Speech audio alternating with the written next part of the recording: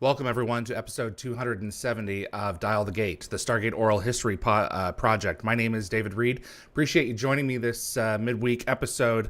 I have a very special guest joining me for this show, Neil Jackson, who played Khalek in Stargate SG-1, and he didn't really have a name. We kind of gave him one, Punk Wraith in Stargate Atlantis. The Wraith have no names. They don't need them. They don't talk to anybody. Neil, it is a pleasure to see you for the first time. You and I spoke over the phone like 15, 16 years ago. So it is a real treat to be able to sit down with you again and catch up. How you doing? I'm doing good, my friend. It's nice to see you. And nice to see, like we were just talking just before, the array of stuff that you got behind you. It's a little feast for the eyes. Yeah, no, You got I've an been enterprise, you got a whole load of things. absolutely. I've been fortunate over the years. So the fandom is a gift that can keep on going or keep on attacking your pocketbook, however you care to Well, look at there's it. that too. Yeah, yeah. Bailey Brothers Buildings and Loan. So Yeah. this is my mother's favorite movie. It's a Wonderful Life, and we watch it every Christmas. Tell me about your relationship with this movie. It's hands down my favorite movie.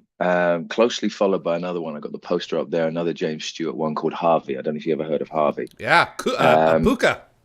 yeah, the old Puka, yeah. And it was one of those films that I kept hearing people talking about when I was younger. It didn't kind of that it wasn't a big stalwart of Christmas back in the UK.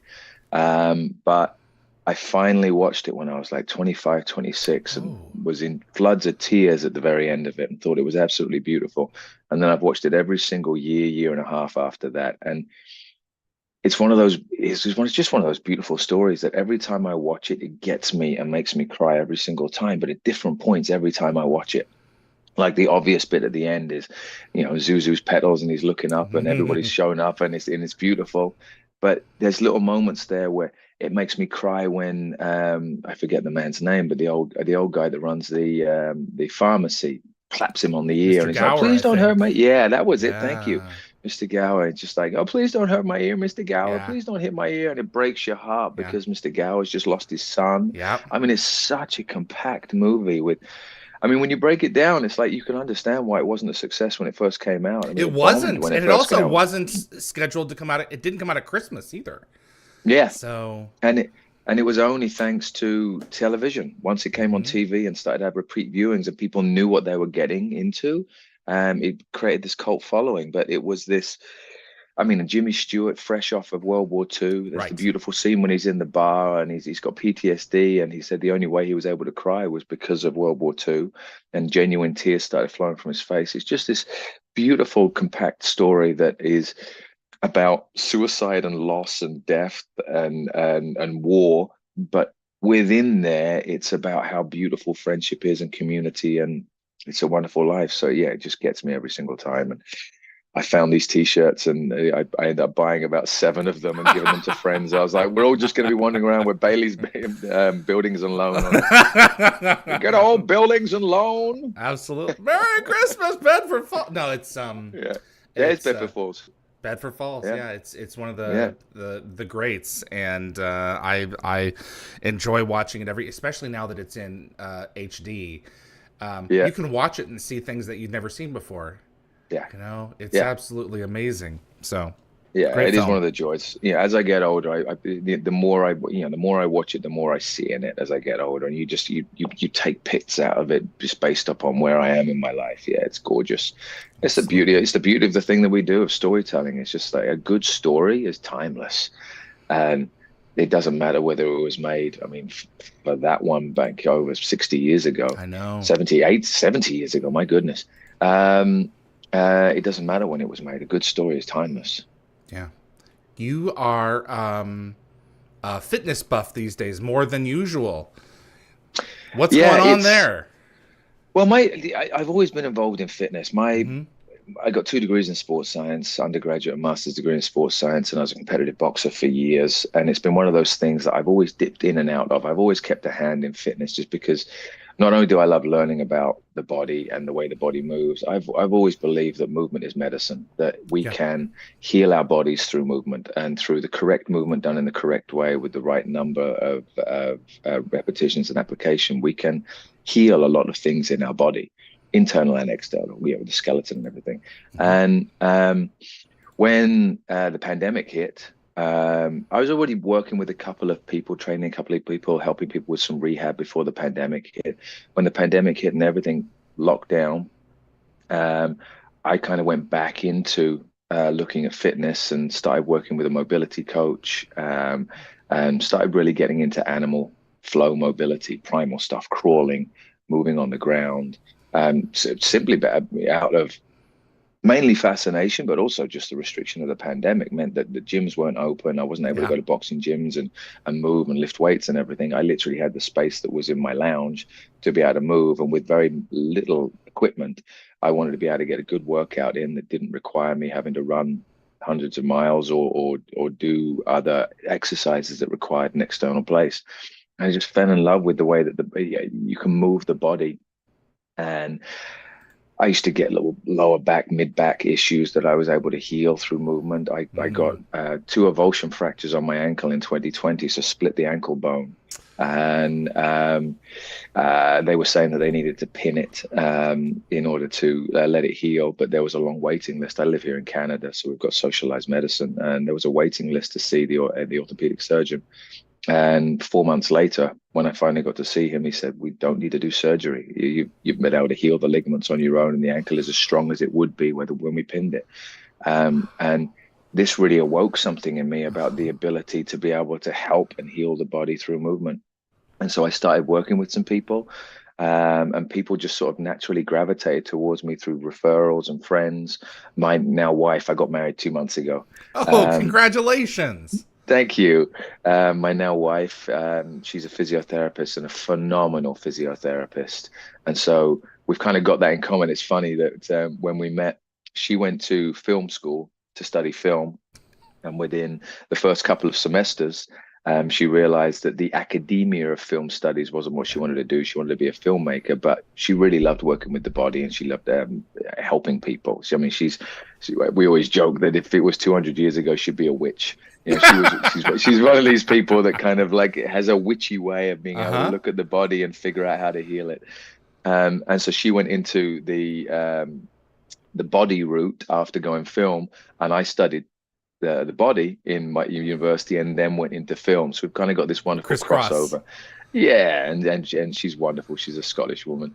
And so yeah, I started working with people, and then the industry essentially shut down during COVID, and then the industry has changed massively since COVID. I mean, we've all noticed a massive change in the industry. Not only cinemas are really struggling, it seems huge movies that are coming out that would have lasted in cinemas 5, 8 years ago for months and months and months and months are getting 2 week runs, 3 week runs, and having to pull them and put them on streaming or on demand. And it means that there's less and less projects out there, and also in the way that the socially we've changed. That Hmm.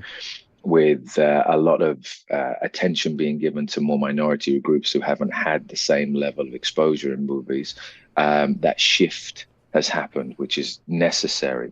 So there's just been less work available. And as that's happened, I've started moving more and more into fitness and working with people and just really loving it. I've got a wonderful group of clients that I work with 5 days a week at a couple of different places. And it just gives me that little jolt of joy. Like every single one of them is there for a specific reason, Mm. whatever their reason be, whether to lose weight, to rehab an injury, to help their body move, to gain strength, to prepare themselves for childbirth, to repair Wow. their body after childbirth. I'm working Yeah. with a whole range of people, and every day I get to show up and work with these people, and it's not only a puzzle to try to figure out what their body needs and how I can use the information that I've got to help their body achieve the things that they want, but I get such a joy out of what I've been working with this wonderful guy for about the last 6 weeks, 8 weeks. And his cardio wasn't great, but he'd been having real problems with his knees, real problems. problems with his knees, and he's 28 years old. And for the last 10 years, he's been really struggling with his knees. He struggles to go up the stairs, struggles to go downstairs. He's had 2 operations on his knees. He can't bend them properly. And after about 6, 7 weeks of working with him, he sent me a photo of him, a video of him going up the first flight of stairs in his apartment, because he's never been able to do it because his knees wouldn't allow him to. He's And after rebuilding about his 6, 7 weeks, and his Yeah. confidence and his sense of self-esteem and self-worth and the joy he had in the video, going, look, I'm going up pain-free up the first flight of stairs. And it's a wonderful life thing. It just makes me like so happy that I'm able to help some people in this way, and that the knowledge that I've gained over now nearly 30 years of being in fitness, through my degrees and all the way through, is able to give these people this little gift that nourishes their life in a way. So And you're yeah, also that's been, sharing yourself online, boxing with Neil. yep, yep. Box with Neil. Yeah. So I've started moving into an educator role, which is really fun. There's a gym that I work at here in Vancouver that they've asked me to come on in an educator capacity to start training the personal trainers and working with people who are coming into the fitness industry who would like to top up their knowledge or align their knowledge in the way that we teach stuff. And I've got a very unique, I'm very Liam Neeson in this. I've got a very unique set of skills. Because my background in boxing is one side of things, and I was a competitive boxer, won a British title. My brother was a professional boxer. I've worked in boxing for a long time, and I'm pretty dialed in on the way to help people learn the sport of boxing and progress in the sport of boxing. I've worked with a lot of professionals. I've worked with a lot of competitive amateurs, and now mainly work with people who just want to learn the sport and have fun with it. So I've got the boxing side of stuff, but then the other side of the stuff, the strength and conditioning and working with primal movements. I mean, crawling, bear crawling. A lot of it is we kind of just play. We'll get down and we'll do things like gorilla walks and gorilla hops and chimp walks and bear crawls and lizard walks and things like this, which are all mimicking the way that other animals will move, which are huge total body movements that a lot of people think that wouldn't be possible. A wonderful woman who she just turned 57. And she hasn't done any fitness in her life, and she has a very high stress job in HR. And she was actually referred to me by my wife. And initially it was that she can get some stress out, just hitting some stuff. And we started moving. She really enjoyed the boxing side of stuff. And then it started coming out that her hips are very tight. Her lower back is tight. She gets a lot of referral back tension. She couldn't touch her toes, and she can't crouch down to pick things up. So if she drops something, she needs to have a little stick to pick things up to help her with stuff. And I said, okay, we're going to make that better. I don't have a time frame on that for you, but I believe within the next 3 to 4 months, we're going to be able to pick stuff up off the floor without you using an additional device. And we started playing and moving. And 2 months later, I had her bear crawling. So she's on all fours on the ground, crawling like an infant, and then picking herself back up again. And her face was just suddenly like, I mean, she's only 57, 58.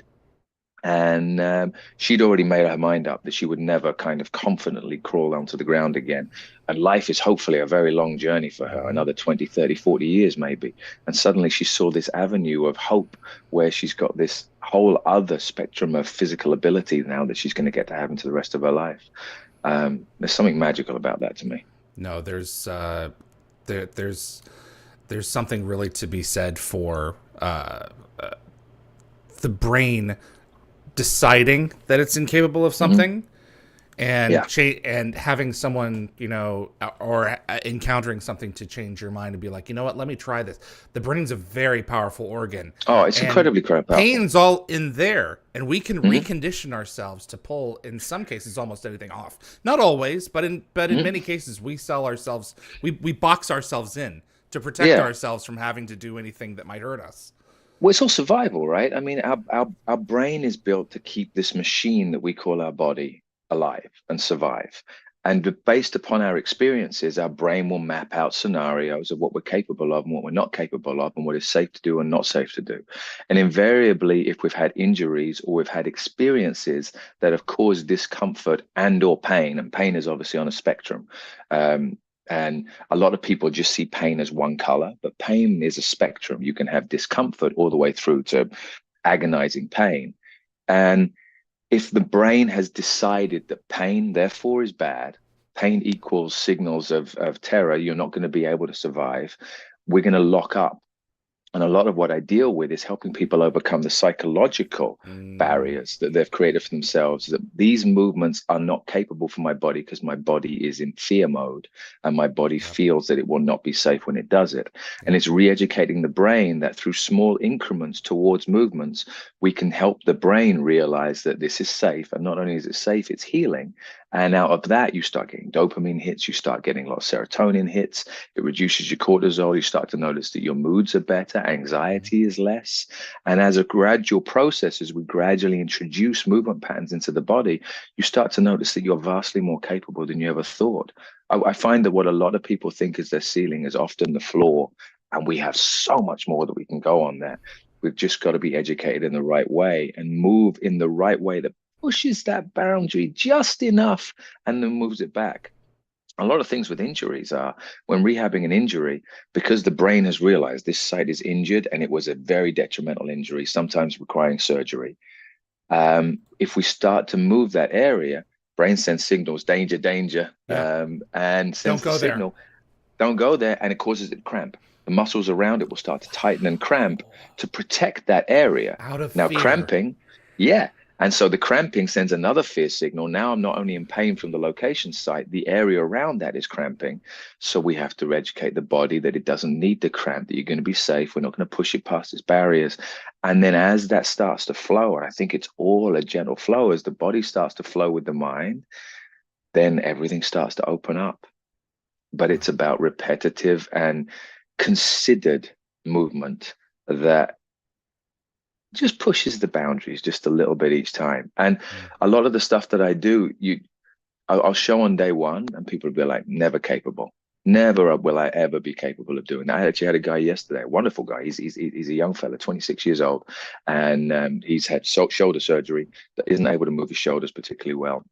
We started doing some boxing with him, and I showed him a bridge, which is on all fours, but with your belly facing up, kind of like in a crab Hmm. pose, like you'd move sideways to pose, and you lift your hips up, so you're getting a very deep stretch into the shoulder, and then you rotate out of that. I showed him that move at the beginning. I said, I guarantee we're going to get you doing that within 6 weeks.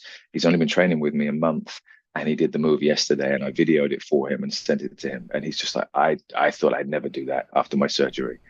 And it's these little gifts that I'm just like, oh, I say, I love storytelling. I'll always be involved in film and storytelling. I still am involved in film and storytelling. But thanks to the pandemic, I guess one of the gifts of the pandemic for Hmm. me was this reawakening of this whole other side of my life that gives me a whole other thing That that taking care of is people. just so nourishing. Yeah, Yeah. it's lovely. Yeah. It's lovely. It's Tell community. It's what this is. It's community building for sure. Tell me the story of finding your way to Stargate SG-1. Were you in Canada at Stargate the time? SG-1. I no, I wasn't in Canada at the time. I just moved over to the States. So I'd had my first big feature film, and I came over to the States with that premiere. It was Alexander, Oliver Stone's Alexander, with Colin Farrell and Val Kilmer and a lot of other people, and had a manager, and we just started going out on stuff, and we were having some meetings, and I'd been in LA for maybe 3 or 4 months and trying to find the right fit. And she reached out and she said, "Would you be interested?" We hadn't gone out for TV yet. We were looking at mainly feature films, and she said, "There's an audition that's come in for a standalone episode of Stargate. Would you be interested?" And I said, "I love the movie Stargate, which weirdly enough is hard to find. It's not on any of the streaming sites, and I finally was able to find it. We watched it again about a year ago." Um, it's great, the Kurt Russell film. And I was like, I love the movie. Haven't seen the TV show. I'd love to go for the audition for it. Went for the audition. They hired me straight on the spot, brought me over to Vancouver. Vancouver's always been this little place for me. I came to Vancouver, I don't even know what it would be, 20 plus years ago when I came over and met Bryan Singer to audition for X-Men 2. They flew me over because they were interested in me in the Nightcrawler role, and spent 2 days with Bryan Singer and hanging around, and fell in love with Vancouver. So SG-1 was the first time I came back to that, and I just had the best time. I mean, it was such a tight knit crew of people. Everyone had been working on it. I don't know how many seasons have been by that point. 8 were Definitely done. 3 or 4. 8 were done by that point when we Yeah. came in. So yeah, they were a well-oiled machine, and it was just really, really fun. Just a really, really fun experience coming in and playing the son of Anubis. Tell me about Khalek. I just rewatched the episode. Man, what a Oh, you did? bastard! Oh my Yeah, right. god! Yeah. Jeez, let me just pontificate about taking the life of another human being, and you can tell he's trying Yeah. to get under Daniel's skin because Yeah. he has his father's memories of Daniel, and Yeah. they were They weren't rivals. the best of friends. Yeah. No, tell me about tapping into such darkness.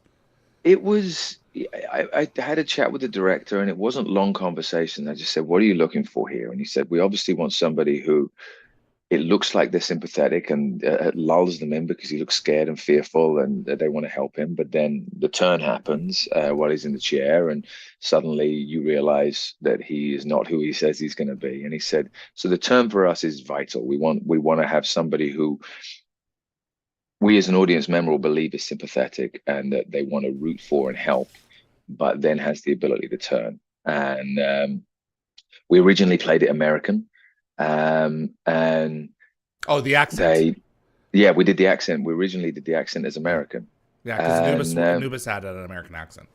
yeah, and then we did a couple of takes, and it was, and I'm forgetting the director's name, Peter. Was it Deloise? Yeah, Deloise. Yeah, Yeah. Peter Deloise. And we were chatting, and he came in and he said, "Can we try one in your natural accent?" Because that was the very first scene that we did, which was Okay. the scene where he's in class. I was like, "Yeah, we can try it in natural accent." And I had a little think about it and played around with it. And somehow in the natural accent, that turn was more pronounced. And it's one of those things of studying language as an actor. Um, One of the gifts, I think, of a British accent and the British dialect and the way that we speak is because the tongue positions, and I'll go a little kind of in the weeds Yeah. with it, but bear with me for it because I find it fascinating. The tongue position in Britain is the front and the back of the mouth. We use a lot of plosives and T's and P's, and everything is very precise. And so the way that we're able to use our language is very clipped and precise, and has this very um, measured style to it. And the way the Americans speak on the American accent is the tongue is a lot more relaxed and sits in the middle of the mouth.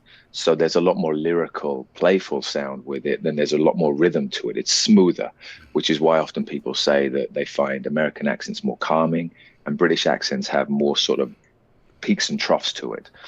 One of the things that comes from that is because Americans, when the tongue is in the middle position, if they want to make something more expressive, they don't have the plosives to hit certain words and make it sound harsh.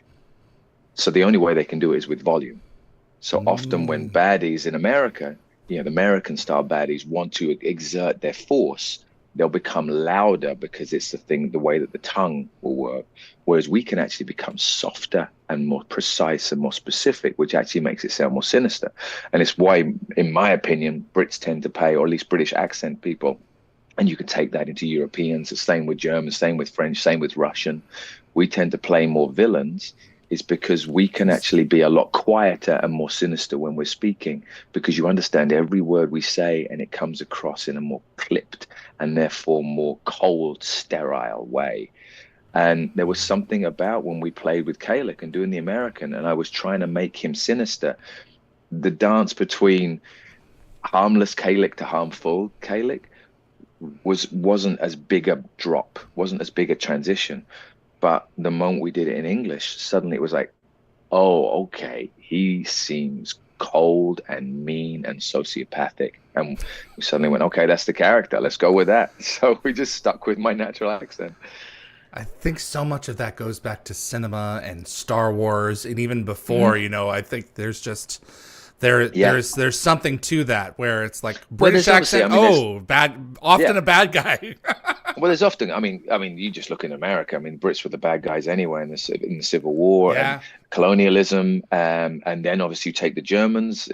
So all of that kind of European side is very much associated with the baddie. But I think on a deeply subconscious level, for a lot of people, it also sounds in a way that is different and alien to North Yeah. American, which is easy to set it aside. but there's also, like I said, a very controlled, clipped, sterile way that we get to speak that has a wonderful preciseness to it. If you Mary Poppins, which makes it sound very matriarchal and matronly and tutorial. Don't do that, children. And it's like, oh, okay. It's like my mum telling me off in her voice. She didn't need to raise her voice. Oh, she would just point her finger and just say, "Don't do that." I'm like, I ain't doing anything, mum. We are not a codfish. Yeah, yeah, exactly. And so there's a subconscious level where I just think the accent lends itself to that colder, more distanted kind of character. And so it just worked for Khalek, and then we just ran with it and just played with it. And it was just really, really fun just to kind of get into what he was. How do you relate to something like that? You're looking at the dialogue for this guy, and it's like you're reading through it, and it's like, this guy's nuts. This guy is Yeah. sociopathic. I don't think. I mean, there's a little bit of relating in the fact that we've all had moments of sociopathy. I mean, it's just Yeah, we like get angry. yeah, we can get very angry, and I know I'm not alone in this. There are some dark thoughts in there that I'm very glad don't get vocalized, and I'm glad people can't read my thought bubbles sometimes. Mm-hmm. And I think that that's that Jungian thing of that we are most scared of our capacity, not just for good but for evil. Of the idea that we are a few choices either thrust upon us or made by us away from doing something that is evil on the spectrum of evil, and we all have the capability for it. Yep. So delving into that side of it obviously allows a little exploration that helps with these kinds of characters. Yep. But also it's just play. I mean, it's like you ask a child to be the villain. You know, if you I got nieces and nephews a little older now, but when they were younger, when they were 5 or 6, we'd play little games, and sometimes I'd be like, okay, you're the baddie now. And without even thinking about it, they know what they it know is. they know how to become mean, and they know how to tap into those primal feelings. It's just part of who we are. So it's kind of, I see it as like a mixing board, and you just dial up a little of this, dial up a little of that, dial down a little of this, and there you find your character. You were present for a lot of special effects. That is a special effects heavy episode. Yeah. Did anything take an awfully long time to rig? Was it, like you said, because it was, 8 seasons behind them, a pretty well-oiled machine? Or was there anything that Peter and you guys had to reassess and be like, okay, there's a lot of throwing people, there's a lot of pulls, there's electricity, being involved in some of these points here, and some of it's added later digitally with like the bullets, for instance. But still, a lot of firepower is going off in closed spaces. Yeah. Earplugs. Yeah, a lot of earplug wearing and a lot of earplug painting. Yeah. So they'll put the wax earplugs in and then paint them to my skin color so you can't see them on. Yep. And then I'm not allowed to take them out because it get it all on my fingers. So there was a lot of that interplay. There was a couple of things that I loved. First of all, I genuinely thought that the Stargate itself was going to be added in post, and I was amazed when I showed up to the thing. And it was just a big screen that was projected, and it was there. And it made it so much more visceral, because I remember seeing the Stargate for the first time and I was in awe. I mean, having been a fan of the movie, and then started to see some, because they gave me some episodes to watch as research as I was coming over to Vancouver. I'm watching it and just going, oh, the Stargate looks amazing. I mean, it looks incredible just to see that big portal and see them walk through it. It's wonderful. But then to realize it's practical, and to actually stand on the set and see this beautiful blue shining orb, and know that I get to interact with it. There was no acting necessary in those moments, because you just get to look at this thing and go, my God, that is incredible. So I loved seeing that. There was a scene where, spoiler alert, but it's been a few years, Khalek gets shot and killed. And it was 16 squibs, and it was the most I'd ever been squibbed, and most I've ever been squibbed since. And so squibs, as I'm sure people know, are small little explosive charges that are put with a blood pack.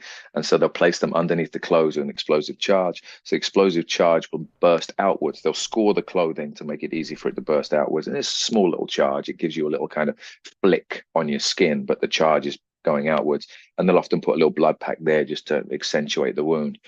And so 16 of them, and each of them was rigged up to a small little wire, and the wires are then bunched together and all put through my arms and down through my leg and out to a wire leading to the detonator that's going to be rigged. And nowadays they'll do it remotely.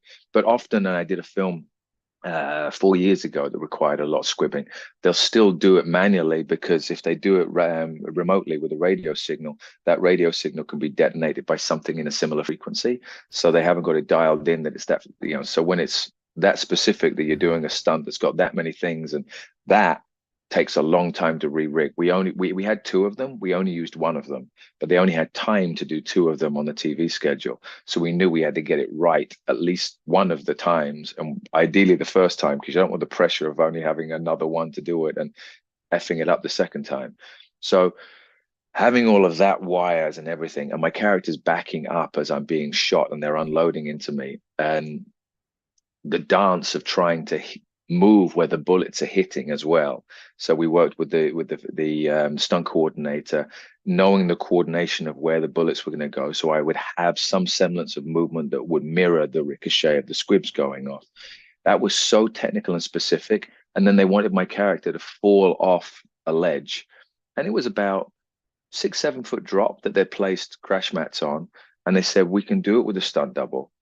But ideally, we'd want to see Khalek himself being shot over the edge, because you want to see Jaws blow up. If you got a baddie that's that bad, you want to see it blow. Yeah, and you don't want to suddenly cut away and lose that sense of the continuation in the audience's mind. You want to see the actual bad get shot and fall. It's Alan Rickman in Die Hard.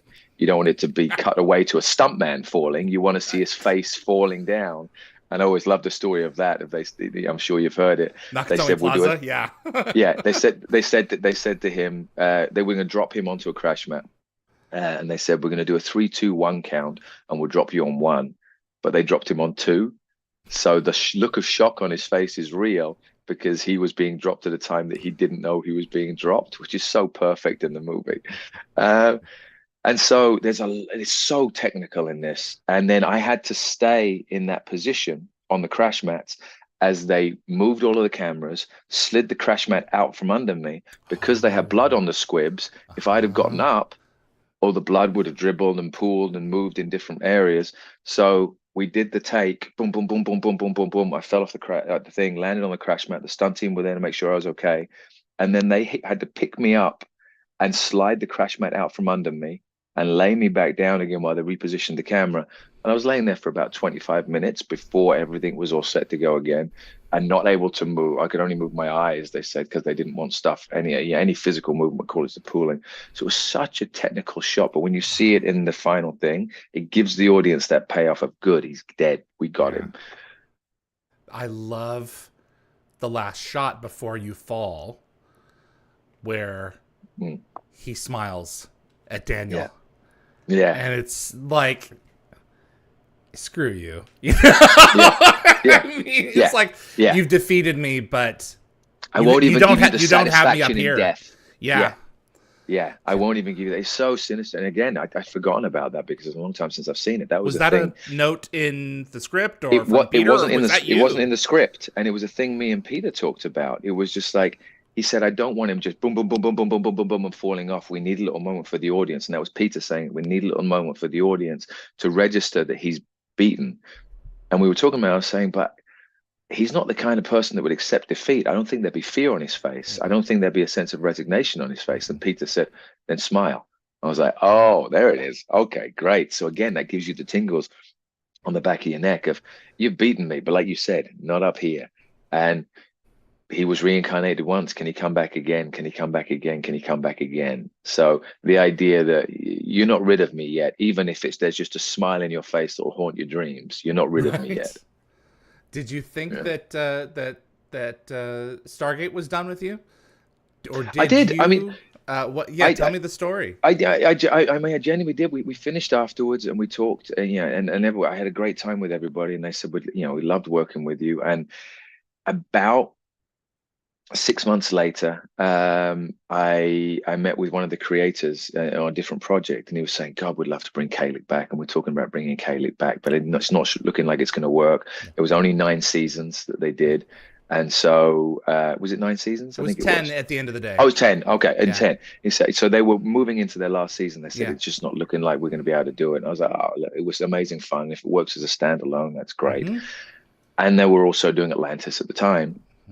And then randomly got a call from the creator, and he Is this said, Robert Cooper?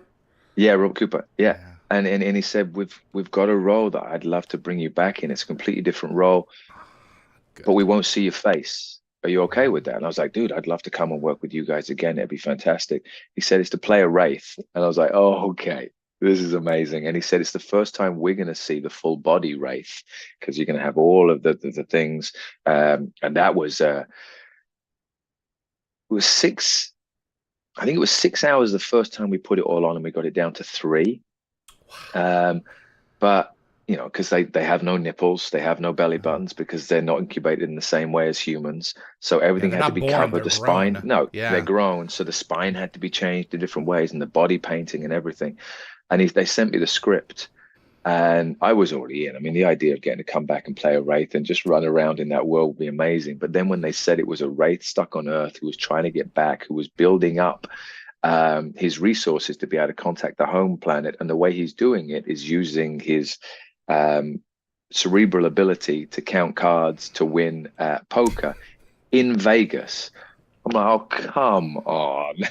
So it was just such a gift to go back and do it, and just to not have lines and to not have my face on my actual face on camera. There was a freedom in that to kind of play around with the character in a different way, and it was just really, really fun. There was one humbling moment that was in there. There's a bit in there where His trailer? his trailer, and he finds out that the goodies have arrived and they're coming to get him, and he loads up two Uzis, kicks open the door to the trailer, and unloads the Uzis at him. And nobody ever told me, one, I mean, I'm British, we don't fire a lot of guns. Nobody ever told me, one, how heavy Uzis are. So holding an Uzi at arm's length is not light. You're talking easily 15, 18 pounds. So holding it out at weight. But then you add the recoil of that from the gun, which increases the load on the shoulder. So that was one factor. And then the other factor was the door was so flimsy. We went to do it, and I've got this badass moment. I'm loading the clips in, I'm getting the Uzis ready, and I walk up to the door and I kick the door. It slams open and slams in my face. Oh, So we're like, cut, okay. And so I was like, okay, sorry, let me kick it less hard, but still hard enough that it looks like a badass exit. So then we did it again. I kicked the door open. That was great. I stepped down. I opened the gun. I load the guns up. And as I'm shooting, let me move my legs so I can show. As I'm shooting, I went, shit, these are heavy. My God, these are heavy, because we'd never actually done it because we didn't have time. So I didn't get to play with the rounds with the full clip. So they said, "Oh yeah, if you can try to hold them up the whole time." I was like, "Yeah, I just didn't realize. I'm try. sorry. I did try. It's incredibly heavy. So let me try again." So we went out again. I kicked the door open. I did it okay this time. I stepped down, went, I looked at the guys. I was like, I don't know if this is possible, because they wanted me to walk 20 foot, just unloading the clip, release the clip, load another clip in. And so we ended up having to shoot it in segments because I couldn't hold the guns up long enough to look like a badass. And it's like one of those things that you watch Arnie movies. And of course, these guys are massive. But you watch Arnie Right. movies holding these big submachine guns with one arm and go, yeah, get to the chopper. And he makes it look really easy. And there's me, it comes time with my Uzis. And I'm like, nope. No, not working again. So that was a humbling experience of going, oh, okay, I'm maybe not going to be doing the next Arnie action movie, or maybe Arnie has balsa wood guns just to make him look good. I have no idea, Well, but that was very humbling. that should have been, if I'm not mistaken, Rob Fournier should have been the armorer Mhm. on that episode. It might And have been. he's usually pretty good about that. I'm surprised he didn't warn you. We need to, you need to get used to this, at least to the Yeah, weight of it, so yourself know what's yeah. anticipated. But, sometimes you just have to piece it together with different Sometimes you shots to sometimes make you it piece it work. together, exactly, and it worked perfectly, and it looked great when it comes out. I mean, it's one of those things that you'll just never know, but it looked amazing when we did it. But yeah, it was those humbling things. It's one of those things as an actor, when things go right on set, it can be a very personal experience of for me at least. My experience is, if I've nailed the character and I know I've nailed the scene and I've done it well, and they call cut, there's this little peaceful moment of just like, all right, we did it, we nailed it. When it doesn't go well, the blinkers widen. You realize there's 50, sometimes 100 people staring at you, all from the various different departments, who all now need to reset so that you can then do your job again. And that was one of those moments of it happened, and I'm shooting the floor very quickly. You suddenly look up and realize there's a whole bunch of people that need to reset a whole load of things. I was like, oh, I'm so sorry, guys. I thought my shoulders were stronger than that. I'm going to start doing a little more exercise, I think, and get my body ready. Yeah. What about that explosion? Were you there for the explosion? I was there for the explosion. I'm not going to miss that.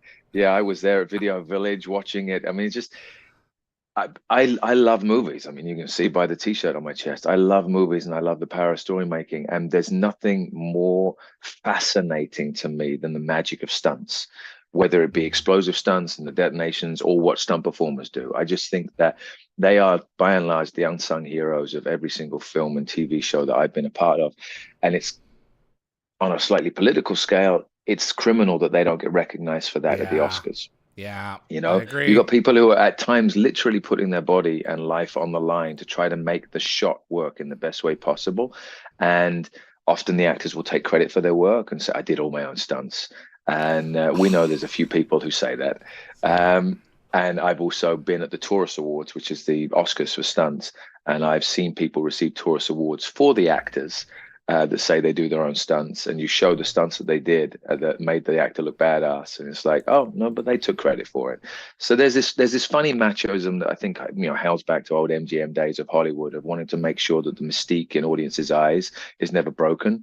James Bond does his own stunts because we want to believe and invest in the James Bond character. I get that, but back to what I was talking about, any chance I get to watch this magic happen on set is just incredible. And that explosion was bigger than I think a lot of us thought it was going to be. We're like, okay, there's going to be an explosion, but God, that was incredible to watch. And you felt the heat of it, that wave of heat as it is exploded. And we were a very large distance, safe distance back. And even that far back, it exploded. And you got this wave of heat. It's going, oh my God. Yeah, it was very cool to watch. Yeah, I suspect the Wraith is dead. yeah. Much Hail like Dorothy. They want to make sure every character I played on that, there's no coming back from it. We're going to riddle him with bullets and watch him die, and we're going to blow him up. We don't want there being any chance of him coming back. But it was funny. It was actually interesting. I worked with a costume designer again on that recently on a movie, and we hadn't seen each other in a long time, and we were reminiscing about our time in Vegas there, because a lot of the shots that we were doing were after hours in Vegas, so 2-3 o'clock in the morning, so we can walk around the casinos. And it's a Wraith who has painted himself to look human, and by any stretch of the imagination, he didn't look like a normal human. He looked a little odd, and it's in full goth gear of the long coats, and he's got the long flowing silver hair. He's an odd looking dude. But then when you add to that, every time I was walking through to go to set, or we were setting up shots in the casinos, and we were in MGM. There's an entourage of people that are there, makeup, hair, everybody else like that. And the thing that amazed all of us, and we were joking about it just a couple of months ago when we were doing this film, in Vegas, nobody batted an eyelid. There's this odd looking dude who's wandering around looking like he's out of some bizarre movie. And there's the people at the crab tables or the people at the slot machines at 2 o'clock in the morning when the things, and they're like, oh, there's a Wraith. Okay, let's carry on and see if we can get the jackpot. It was just anywhere else in the world, you get people looking and taking pictures and staring. In Vegas, it was just like, yeah, we've seen weirder. Robert Cooper had the right instinct to set the right tone with that city. Yeah, exactly. And we also got to see Vegas sleep. Vegas does sleep. Around about 5 a.m., Vegas goes to sleep. The lights go off in the Paris hotel, and the MGM. We were up on the roof doing one big thing where he was jumping off the building. Yes, we were talking about stunts. Let's discuss that. Yeah, I have a story that you may not know about, so go ahead. Oh, okay. Yeah, that one, wonderful stunt performer who's become a friend of mine. And it was a hell of a jump. We wanted to try to link it in the best possible way. So they actually built a false ledge that looked like it was the edge of the building, so that my character could jump off it and then land down onto a crash mat. And then when they mirrored it, it would look the same.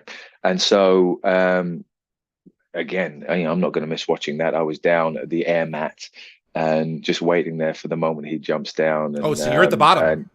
Yeah, I was at the bottom. So I did my bit, and then they rigged the stunts up, and I was like, I'm going down. I'll be at the bottom. I'll see you when you get to the bottom. Gave him a hug, and then went down and watched him jump. And it's something like it's awe-inspiring and terrifying to watch a human being do what a human being shouldn't do. What if he You know, misses? What if what something if he goes wrong? misses? What if he loses his nerve? What if he misses? What if he loses his nerve? What if he lands wrong? Because it's Yeah, it's it's not foolproof. You no, have to land in a specific area where yeah, the air pocket catches and then the airbags release to kind of cushion you down, because otherwise you bounce off, yeah. which wouldn't be good either. And if you don't land in the specific areas, it's a little harder and it doesn't cushion. You can break arms. If you land head first, you can break your neck. There's a lot of areas for problems to happen with it. And then to watch this person who I knew beforehand, but then through spending time in Vegas, we had 2 or 3 days in Vegas hanging out, I'd grown to know and love, jump off a building is terrifying and exciting in even measure of just watching this small speck of a human being.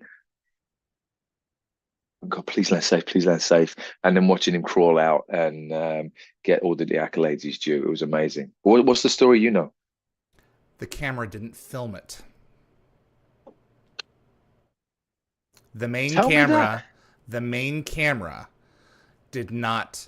The mag ran out. Oh, So I did not know that. Wow. yeah, so if you go back and you see it, they were going to Mm, do the main camera all the way down, and they had one or two others going for safety. And okay. Rob had it all set up and ready to go. Action. Everyone, he does the stunt. The cameras follow him down. They check the mags. He asks everyone, "Is it okay?" "Yep, it's good." "Okay, it's good." "Yep, it's good." Cut a few weeks later in Vancouver. They come into Rob's I office. realized. "Rob, I have terrible news. The guy risks his life, and the main camera didn't film it." So what we're watching is the ancillary cameras that they got as backup cameras. Right. Wow. And it looked amazing on those cameras. I can only imagine what the main camera would have looked Exactly. like. This person's risking their life. Yeah. At least film it, guys. Yeah, at least get it on Serious. camera. At least get it in the can. Yeah. Yeah. Oh, wow, that's fascinating. Again, it's a miracle to me that anything gets made, and it's a miracle to me that anything gets shot, and it's a miracle to me that anything gets shot and ends up working well. And the litany of perfect things that need to happen at once to make one moment happen. And it's just a perfect example of it. I remember when I was working on Alexander, we had done this sequence in Thailand where we're fighting the Indian army.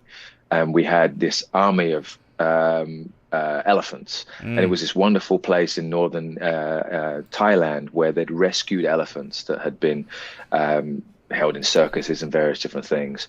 And we got to work with the elephants for a week and a half before filming, which was gorgeous. But there's one moment that they trained an elephant to rear up on its back legs at the same time as Alexander on his horse reared up on his back legs. And an accident happened. And the accident that happened was as they reared up, they staggered and moved together, which means when they came back down again, the horse and the elephant headbutted. And an elephant, before it's going to charge, backs up. And so they reared up. The both animals staggered a little bit, came down, they headbutted. Alexander's horse stayed where it was, and the elephant backed up. And thankfully, the wranglers were able to get in there and calm it down He was before going it to go for charged. it. He was going to charge at the horse and at Colin Farrell that was on the horse, because they were doing it all in a one. And they got this shot, and they're like, "This is incredible," because what it looks like on camera is the elephant got scared of the horse and backed up, but the horse held its ground. They sent, and this is back in the days when they were still using film, they sent the film back, and the film ended up accidentally being put through the X-ray Oh, at the airport, and they found out that they'd lost 7 reels. It was something like 6 or 7 oh my reels of film, gosh. and everyone was panicking because they wouldn't know until the dailies came back which reels were lost. And thankfully, that one was there and Okay. ended up on the screen. And it's this incredible moment because it looks like the elephant has lost the battle and is backing up. And it looks so powerful that Alexander's horse stands its ground. But it would have very easily been the wrong mag was put through. And that little moment of magic that you'd never get again could have Yeah, been lost. And it's why when anything is captured on screen, you're like, God, so many things had to align to make that moment happen. man. Wow, thank you for sharing that. I have some fan questions. Do you have a couple of minutes? Oh yeah, yeah, I have a minute. Yeah, please. Okay, Jupiter 2, will you continue with your music, and are you planning on releasing more? And also, do you enjoy playing villains? Yeah, two questions. What one? I don't have any plans of releasing music, and I'll give a slightly longer answer to that. I always played music and loved playing Yeah. music, and it was a big thing that there was a point in my career where I was looking to make a choice of seeing if I pursued the music more or pursued the acting more, and I decided to go the acting route, and it was the Mm, right route for me that I really enjoyed. And then I shot a pilot for NBC, and I finished the pilot and I went back to Britain to see my family. And I came back from the UK. And as I landed, my phone was blowing up. And it was all these messages finding out that the pilot had been picked up to series. We got 13 episodes. It was exciting. Yeah, everyone was over the moon. We're going to make some money. It was great. And there was one call on there from my manager, slightly stressed, saying, please call me when you get a chance. So I got off the plane, called her, and I found out that they were recasting my character. Out of everybody, they decided to recast my character. And it was a chemistry thing that they said, but I got a lovely call from the director and he said, it's not you, it was the studio. They wanted something different. And so it deflated me. yeah. And I needed to go and do something that was a kind of reclamation of my own sense of sovereignty with my art. And I had a friend of mine in the UK who was a music producer, and he said, if you ever wanted to record some of your music, he'd heard some stuff. He said, I'd love to produce it for and work with you. So I Ah, said, you know what, let me go and yeah. spend a month, which became 6 weeks, and just have this, I'll pay for it myself, and just produce this album that is me on my terms with my money, doing what I want to do with my art, that nobody else can tell me what to do or take away from it. And it was very necessary for me at the time because I was a little disillusioned with the industry because a couple of things had happened, but that was Yeah. one. So the music served this huge purpose for me in terms of cleansing me from that and giving me a sense of space from it.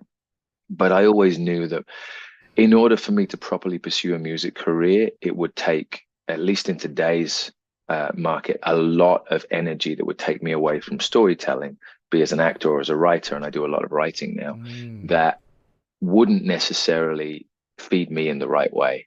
And so I always knew that it wasn't something that was going to become a career, but I love it. And I still, guitar sitting there, I still play guitar and still Yeah. write music and still play around. And who knows, never say never. We only have Maybe so I'll much time one and day. bandwidth, so Right. you have to Yeah, figure it out. exactly.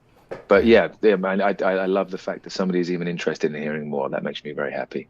Absolutely. And villains, yes, and Yes. yes, a quick one. I do love playing villains. Villains often, I mean, we're getting a lot more anti-heroes that are coming through, Hmm. which is great. But normally the villains are the more bland of the characters that are on there because they have a very strict moral compass, which they need to have. But the villains don't. So you get to play in an arena that normally as a human being you don't get to play. And like I said, you get to tap into those darker thoughts that we all have as Mm. human beings, but then act them out through that character. So the color palette that you get to play with as a villain is vastly more interesting and rich than you do as a hero, in my opinion. They are what I mean. Your heroes are only as good as what your villains throw at them. Exactly. That's it. Exactly. So, at Hmm. Marcia, before we let you go, she says you can give such intense evil through your eyes. How do you cultivate that ability? Do you practice your evil eyes in the mirror? And can you give us a look, please?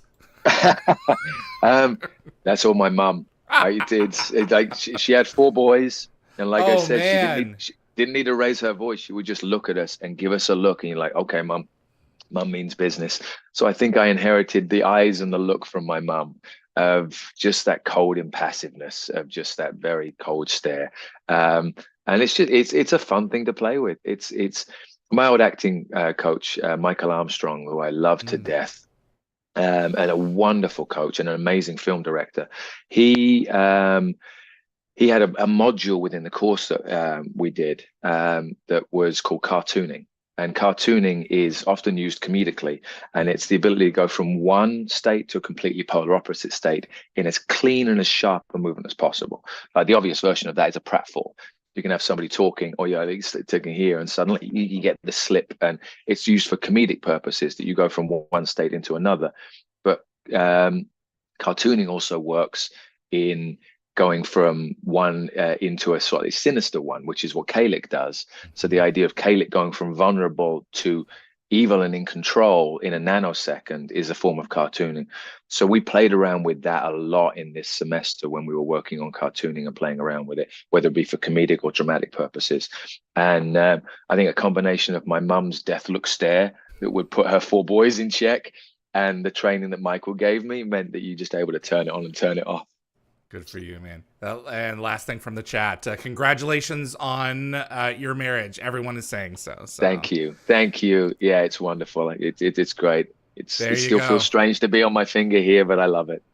You know, it's you have to count your blessings in your life because it's so short. And when you find your person, that's an awesome gift. So this has been incredible. Such a treat for me to sit down and see you in person and to go back over these memories, David. And to catch up with you a little bit. I've put the link on Instagram to Box with Neil in the description. Okay, thank you. So people can check you out. And dude, seriously, all the best. This was a Thank you, my friend. Thank you, my friend. You be well. Okay? We'll do it again. Sounds good. You too. I'm going to wrap up the show on this end. You take care. Okay, brother. Bye. Bye-bye. Neil Jackson, Khalek, and Punk Wraith in Stargate. What a guy. I've always enjoyed his roles and just absolutely wish him continued success. I am going out of town for 2 weeks. So the next 2 weeks of programming starting this Saturday are going to be pre-recorded. And you can check all that information out over at dialthegate.com in terms of what's coming down the pike. You guys in my moderator group today, you guys did fantastic. Really appreciate all your work. Anthony, Summer, Marcia, Tracy, Jeremy, you guys make the show possible week to week. My name is David Reed for Dial the Gate. I'll talk to you really soon. See you on the other side.